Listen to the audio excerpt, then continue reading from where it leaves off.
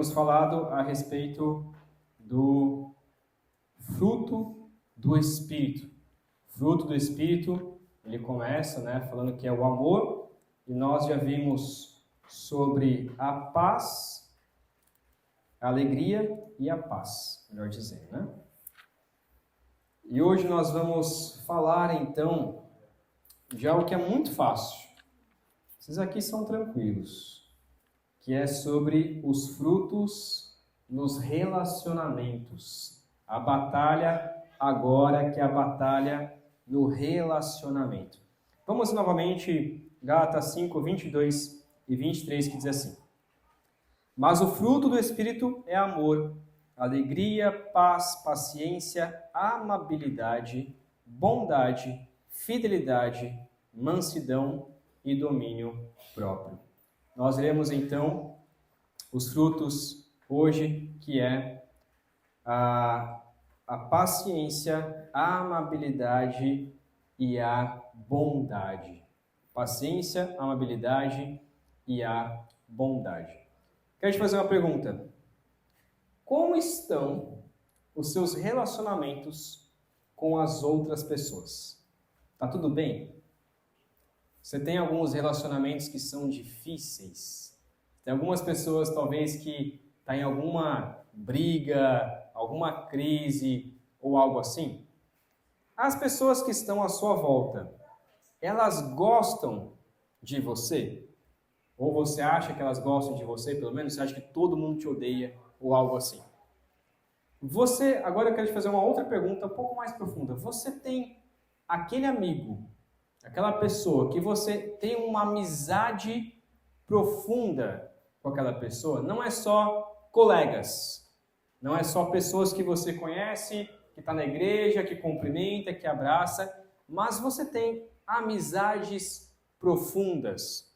Hoje, cada vez mais, cada vez menos, as pessoas têm essas amizades mais profundas. São colegas, são amigos, talvez pessoas que te seguem no Instagram, no Facebook ou algo assim, mas é difícil você ter, hoje em dia, aquela amizade profunda como antigamente talvez nós tínhamos. A pergunta que eu quero fazer é a seguinte: se você não tem amigos, se você está com péssimos relacionamentos, você não consegue conversar com pessoas, não consegue se relacionar com pessoas, ninguém gosta de você, será que o problema não é você, ao invés das outras pessoas? Às vezes a gente diz, eu não tenho amizade nenhuma, mas o problema será que é eles ou será que é você? As obras da carne, como a gente já tem falado, que é o egoísmo e tudo mais, o ódio, as obras da carne, elas são destruidoras de relacionamentos. Não só de relacionamentos com Deus, mas também de relacionamentos com o próximo. Versículo 20 diz que as obras da carne são inimizades. Versículo 20 diz, então, vou ler aqui, é idolatria, feitiçaria, ódio, discórdia, ciúmes, ira, egoísmo, dissensões, facções, invejas.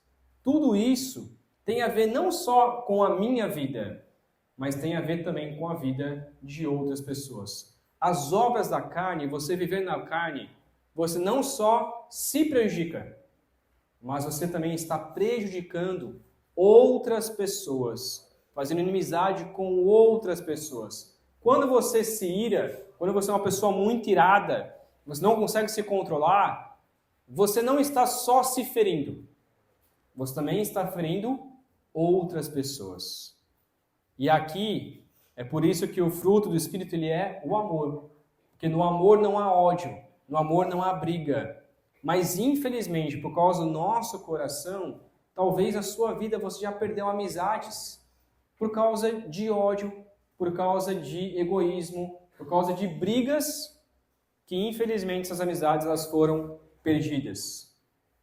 O cristianismo, meus irmãos, e viver como cristão, não tem como você viver de maneira isolada.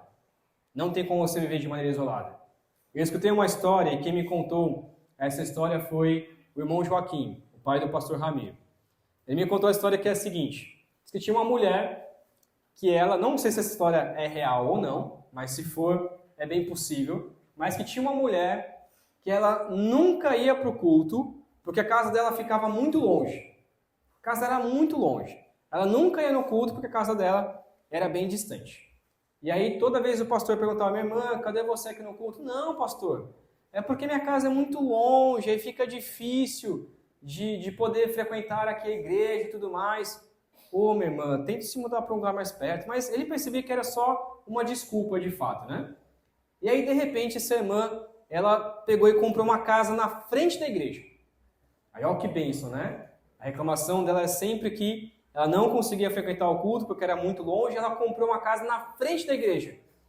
E aí o pastor, na esperança de que naquele domingo aquela irmãzinha ia entrar na igreja. E aí chegou no domingo e a irmã não foi para a igreja. Aí o pastor ficou assim, ué, não entendi.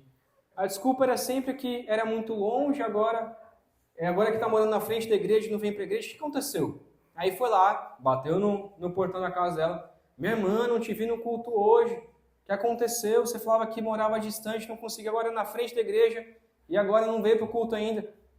Aí ela respondeu o seguinte, para quê, pastor? Eu escuto o culto daqui de casa. Ora, me mudei para isso. Me mudei para frente da igreja para poder ficar aqui. E aí eu escuto o culto aqui de casa. Irmãos, muitas pessoas acham que o cristianismo, ele é assim. Que você pode viver sem relacionamentos. Que você pode viver isolado numa caverna e que o relacionamento cristão é só a minha vida com Deus. Mas na realidade, meus irmãos, o cristianismo, ele também é o relacionamento um com o outro. Ele também é eu amando o meu irmão e o meu irmão então também me amando. Mas infelizmente, as obras da carne constroem ou destroem amizades. Mas o fruto do Espírito, ele constrói boas amizades, ele traz bons relacionamentos. E para isso, nós devemos ser longânimos, nós devemos ser bondosos, nós devemos ser benignos, que é o que nós veremos aqui hoje. Hoje, então, veremos que o Espírito Santo transforma pessoas reativas de pavio curto em pessoas restauradoras de pavio longo e mãos estendidas. O Espírito Santo transforma pessoas reativas de pavio curto em pessoas restauradoras de pavio longo e mãos estendidas. Primeira palavrinha, então, que nós veremos hoje, a primeira virtude que nós veremos hoje, o primeiro fruto do Espírito que Deus nos dá aqui, é a longanimidade. O que é essa palavra longanimidade? Toda vez que você for ver uma palavra no português, é interessante que o nosso português ele é muito rico. É incrível estudar o português. Porque essa palavra ela já é longa, não é mesmo? Longanimidade. É até difícil de dizer, né? E ela, só desse som dela, qual que é a impressão que te dá? É uma coisa longa, uma coisa demorada. Você tem que até falar um pouco mais devagar, porque se você falar muito rápido, você confunde aqui as letras, né? Longanimidade. Então, essa palavra aqui, literalmente, é ter, essa palavra no hebraico, que eu nem vou falar aqui, porque é bem difícil, mas essa palavra no hebraico, a ideia dela, a ideia do longanimidade, é ter grandes narinas. Não sei quantos tem aqui grandes narinas, né? Mas o que é ter grandes narinas? É aquela pessoa que consegue inspirar com facilidade e expirar com tranquilidade. Eu tinha uma professora que qualquer estresse, qualquer bagunça, ela fala assim, vamos lá, criançada, inspira e expira. Por quê? Para acalmar os ânimos. Então, aquele que tem grande narina, ele consegue respirar fundo e aí se acalmar. Essa é a ideia de ser longânimo. Ou então, uma outra ideia aqui também, está associado àquele fósforo. Quando você vai acender um fósforo em casa, né? Hoje já é até difícil de usar fósforo, né? Tudo elétrico. Mas aí quando acaba a energia em casa, você fica desesperado procurando aquele fósforo, aquela vela, e não acha, né? Porque a gente nunca lembra onde guardou o fósforo e a vela.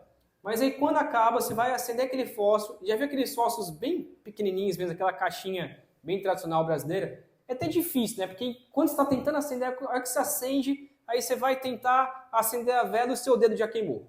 O dedo queimou de novo. Aí você tenta acender de novo e aí até conseguir acender, ela já vai logo vindo para o seu dedo. Agora, quando você pega um pavio mais longo, o que acontece? O fogo demora para ser consumido.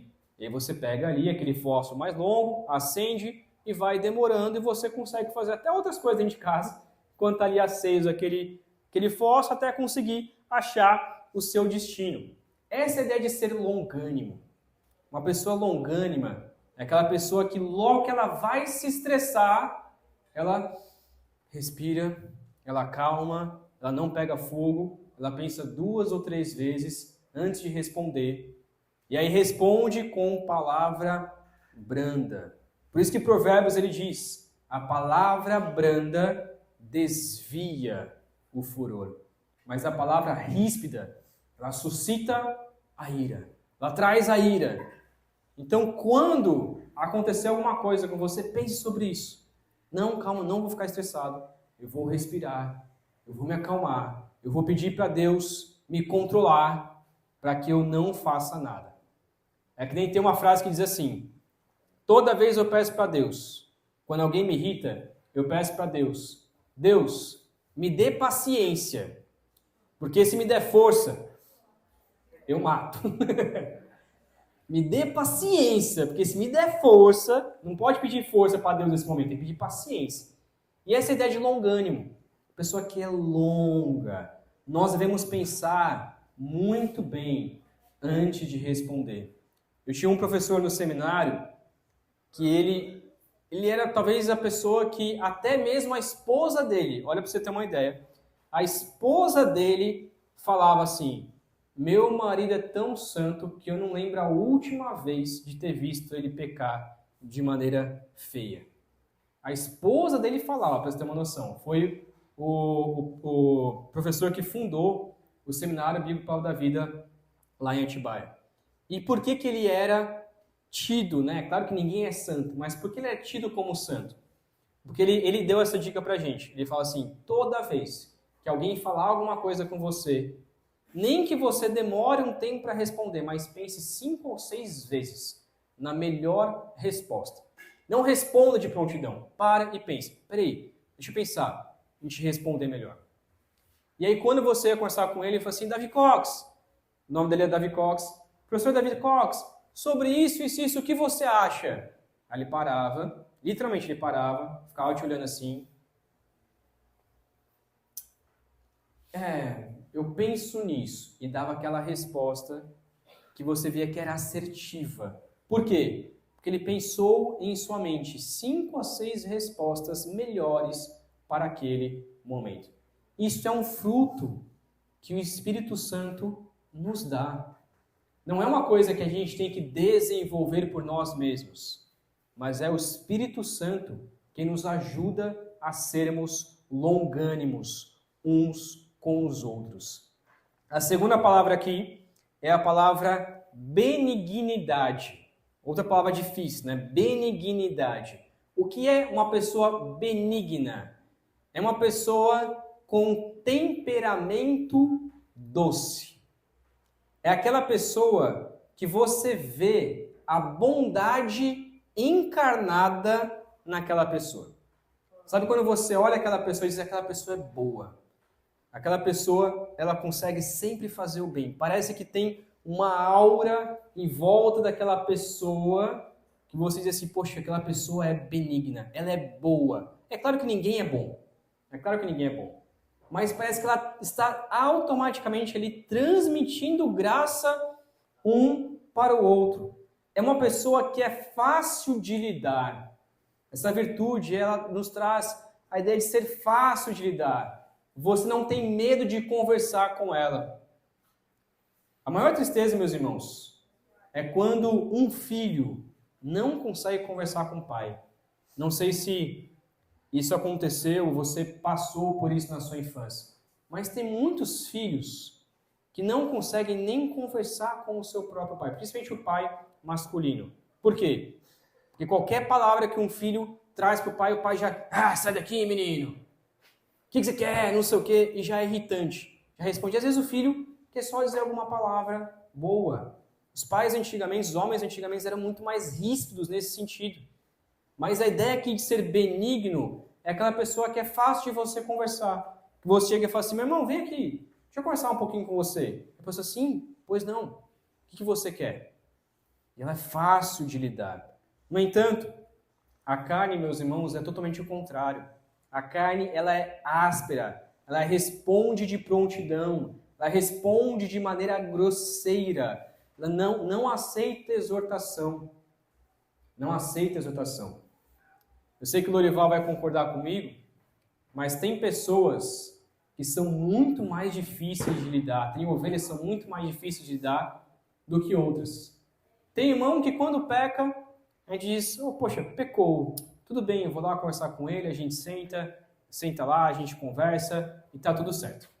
Mas tem irmão que quando faz alguma coisa errada, a gente como pastor já fica pensando 2 ou 3 vezes, como que eu vou conversar com aquela pessoa? Porque ela não vai aceitar a minha exortação.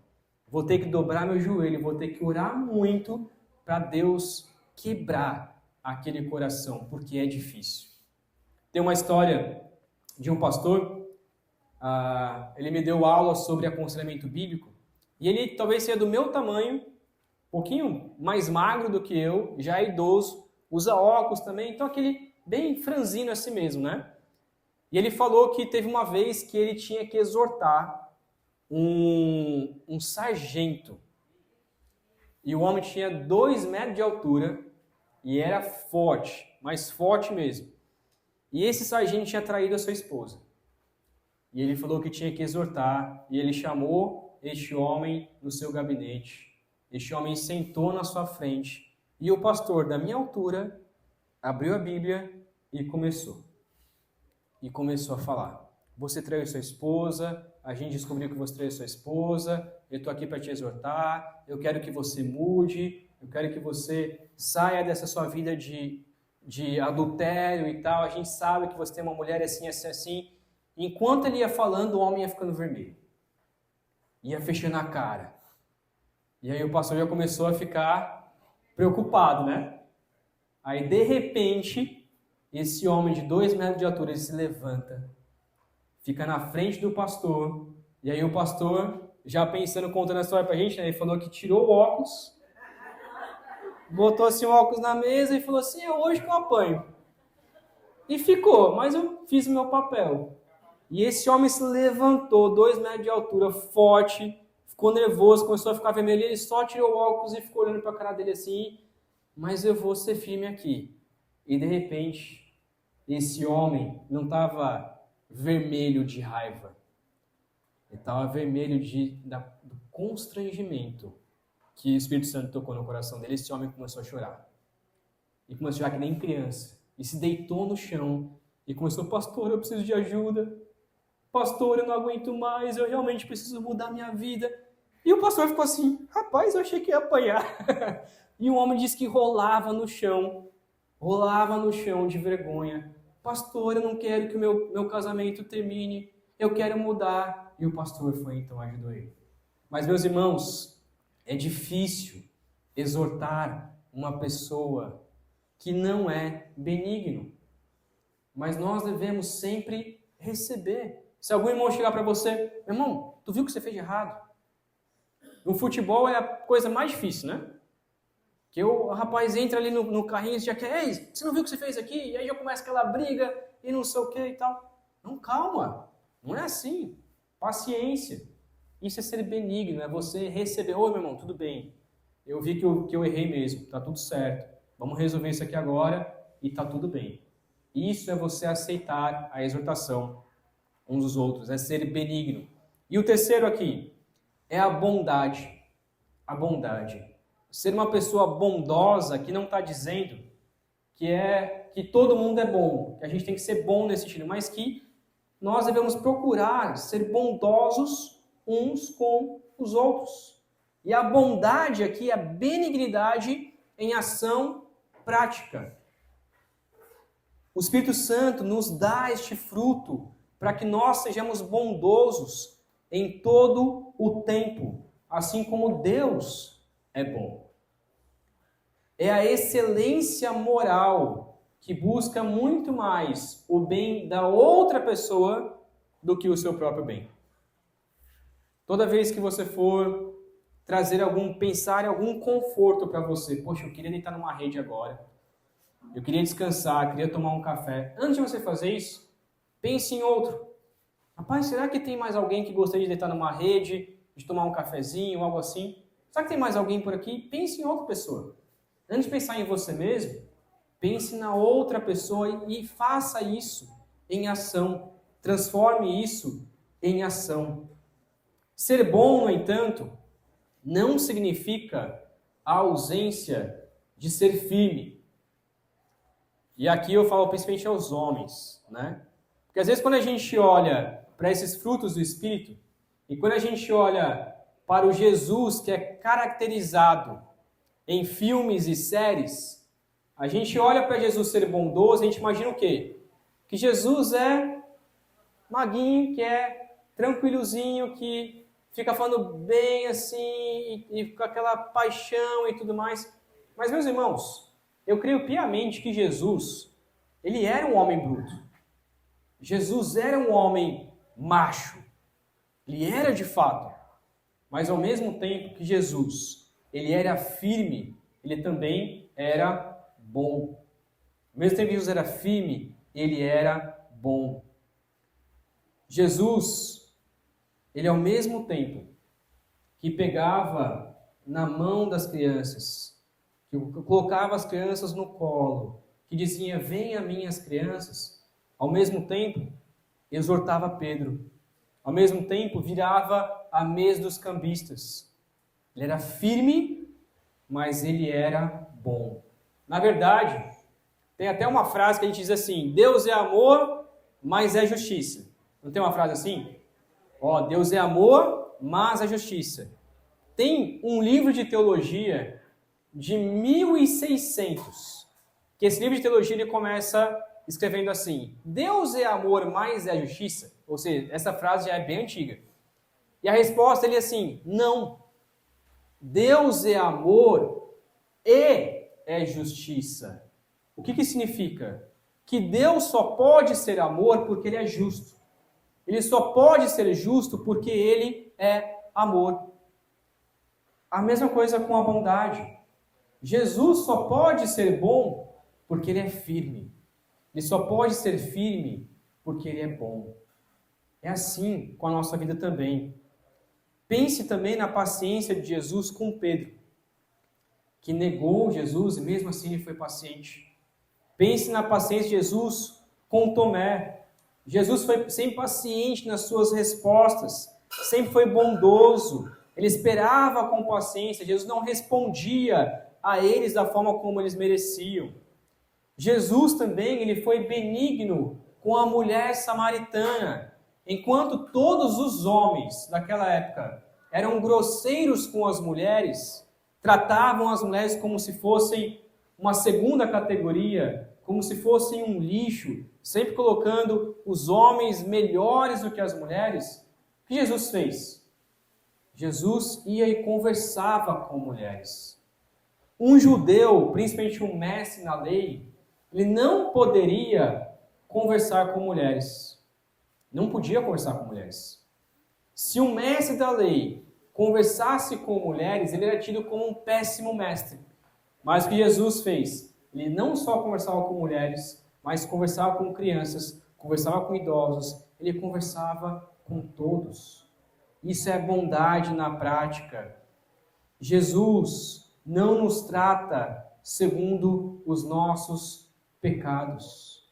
Se Jesus não fosse bom, todos nós estaríamos condenados.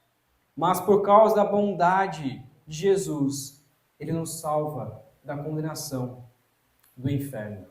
Quero então fazer algumas aplicações. Primeiro, como você reage diante de uma situação difícil? No trânsito, por exemplo, né? Nossa primeira reação é xingar. Toda vez que você está dirigindo um carro, uma moto, sempre pensa que Jesus está ali do seu lado. Toda vez que acontece alguma coisa, pense, Jesus, o que Jesus faria naquela situação? O que Jesus falaria para você? Como você reage quando o seu patrão manda você fazer um trabalho que você detesta? Você é bondoso, você cumpre o seu dever, ou você sai xingando todo mundo, inventa desculpas para não fazer aquela sua tarefa? Quando a sua esposa te irrita profundamente, falando, lá em São Paulo a gente fala assim, não sei se aqui fala também, mas lá em São Paulo a gente fala assim, fala tanto que nem uma taquara rachada. Fica falando no seu ouvido. E Provérbios já vai falar isso, porque Provérbios fala assim, que aquela mulher que fala sem parar é como uma goteira numa casa que fica pingando a noite toda sem parar. Ela fica ali, te irritando o tempo todo, falando no seu ouvido, e não para de falar. Qual que deve ser a nossa reação como homens? Nós devemos ser bondosos. Escuta, fica escutando. Até a hora que ela cansar de falar. Se ela cansar, né? Porque talvez não canse, mas escute. Seja longânimo. Vai, fica ali escutando. Finge, pelo menos, que você está ouvindo, né? Pelo menos finge, é isso mesmo. É isso aí. Eu concordo com você. Quando o seu marido não faz aquilo que você pediu há 6 meses atrás, que a esposa pediu para o marido fazer, só trocar a lâmpada de casa. E o marido fala assim, não, amanhã eu faço. Não, amanhã eu faço. Amanhã eu faço. E a esposa chega uma hora que não aguenta mais e explode. Ao invés de explodir, uma dica para vocês, mulheres. Vai lá, pega a lâmpada, ou pega o que for, e vai até o lugar, e passa na frente do marido. Tô indo, viu? Aí quero ver a reação dele. Minha esposa faz isso. Ela, não, pode deixar que eu faça. Não, pelo amor de Deus, eu faço isso. Mas nós somos assim. Ao invés de ficar lá falando no ouvido dele, seja longânimo, seja paciente, seja bondosa, senta e conversa. É muito melhor você chegar, ao invés de se irritar, senta num café da manhã e fala assim, quantas vezes eu te pedi? Vamos lá, vamos conversar. Não vou me estressar, não vou falar nada. Quantas vezes eu te pedi para você trocar aquela lâmpada? Faz quanto tempo que aquela lâmpada está queimada? Aí, meus irmãos, aí dói.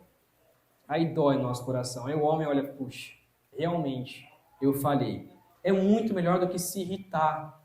Quando a sua mãe, né, agora para os jovens adolescentes, quando a sua mãe te pede para lavar a louça, você responde de maneira bondosa, diz, sim, mãe, vou lavar a louça para a senhora. Ou você responde, já vou! E nunca vai. E aí o que acontece? O que vai acontecer com você em casa? É que a hora que eu chegava para lavar a louça, minha mãe já tinha lavado tudo. Mas mãe, você me pediu para lavar a louça, você lavou? Lavei, porque você não veio. Você não veio, então eu fui e lavei. Ô tristeza. Não faça isso. Responda. Você não puder falar, olha, não, eu não vou agora, mas daqui a pouco eu vou. Pelo menos isso. Na verdade, responda de prontidão. Se sua mãe pediu, faça agora. Para tudo que você está fazendo. E aproveite este momento. Quem não tem mais mãe e pai em casa, sabe quanto que a gente poderia ter aproveitado esses momentos de ajudar nossa mãe e nosso pai e não aproveitamos por puro egoísmo, por pura arrogância. Meus irmãos, em todas as áreas, nós devemos procurar ser longânimos, benignos, bondosos, pois assim foi Jesus e porque nós temos o fruto do Espírito. É difícil? É muito difícil. Mas o Espírito Santo transforma as nossas vidas. É o Espírito Santo quem transforma. Peça a Deus. Deus, eu não consigo obedecer meus pais. Peça a Deus. Deus, me ajude a obedecer de prontidão. O Espírito Santo transforma pessoas reativas, de pavio curto, em pessoas restauradoras, de pavio longo e mãos estendidas. Peça sempre a Deus e Ele vai transformar o seu coração. Amém? Vamos orar? Pai querido, obrigado, meu Deus, porque o Senhor foi paciente conosco. A própria palavra diz que o Senhor é tardio para se irar, que a sua misericórdia não tem fim. Se o Senhor nos respondesse da forma como nós merecemos, e no tempo que nós merecemos, todos nós já estaríamos condenados neste momento. Mas o Senhor é paciente, o Senhor é longânimo, o Senhor não nos trata segundo o nosso pecado. E nós podemos dizer bem-aventurados, porque nós temos o perdão do Senhor em Cristo Jesus. Obrigado, Pai, porque o Senhor não trata segundo a gente trata as outras pessoas. Mas nos ajude, ó Pai, a sermos conforme o caráter do Senhor, a sermos conforme Cristo Jesus, para tratar um ao outro em amor, no amor de Cristo. Que o Teu Santo Espírito nos transforme dia após dia. Em nome de Cristo. Amém.